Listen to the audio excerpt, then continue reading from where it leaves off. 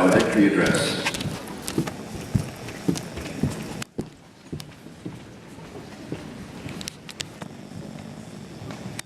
Good morning, Chancellor Labarge, President Dean, faculty, staff, honored guests, and graduating class of 2016. My name is Nathan Barish, and I'm a graduating student in the Department of Religious Studies. It is a joy and honor to have the opportunity to speak to you today. As happy as I am to be here, I think my dog is even happier because he does not have to listen to me rehearsing anymore.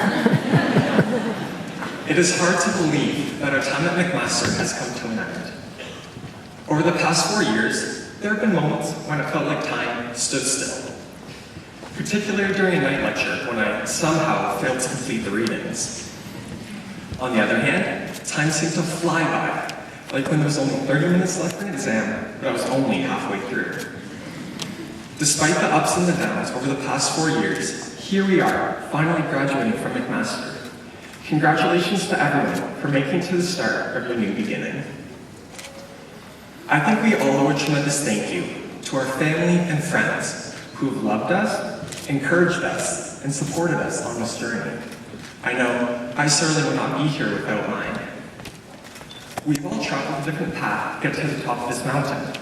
For some of you, that path might have been a nice straight line.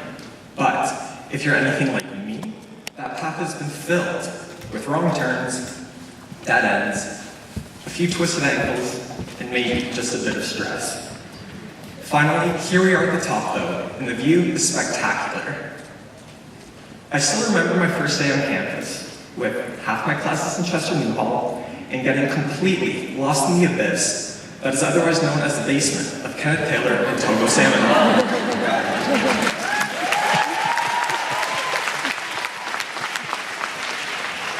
I was bright-eyed, bushy-tailed, and ready to take on the world.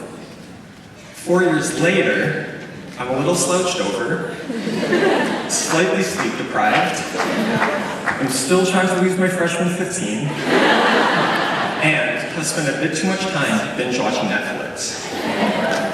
One thing that still remains, though, is the desire and drive to take on the world. In the Faculty of Social Science, here at McMaster, we've had the opportunity to learn about the world and its diverse inhabitants. It is an absolutely amazing world, but one look at the newspaper will tell you that it is a broken one as well. Graduates, what are we going to do about it? We have just spent 4 years and thousands of dollars studying to gain knowledge, but now it is time to apply it. I once heard that knowledge is the gathering in and collecting of information. The insight and ability to apply that knowledge, however, is wisdom. That is what we are now called to show. As Uncle Ben from Spider-Man wisely said, with great power comes great responsibility. We have just received an education that is the envy of many people around the world, and it is our responsibility to use that education wisely. The winter before coming to McMaster, I spent a month at an orphanage in India. While I was there, I interacted with young children who were able to easily complete the physics work I did when I was in high school. These children had the ability to do great things, but unfortunately, they may never have the opportunity to reach their full potential. Similarly, last summer I took my second trip to the island of Laganrock in Haiti, where unemployment is over 80%. There are thousands of young people in Laganrock who are bright, intelligent, and passionate about learning, but have never been given the opportunity to follow their dreams. Graduating class of 2016, we have been given that opportunity. We are leaving here today with more than just a diploma in our hands. We are leaving here today with a commission to take what we have learned and use it to make a difference in our world.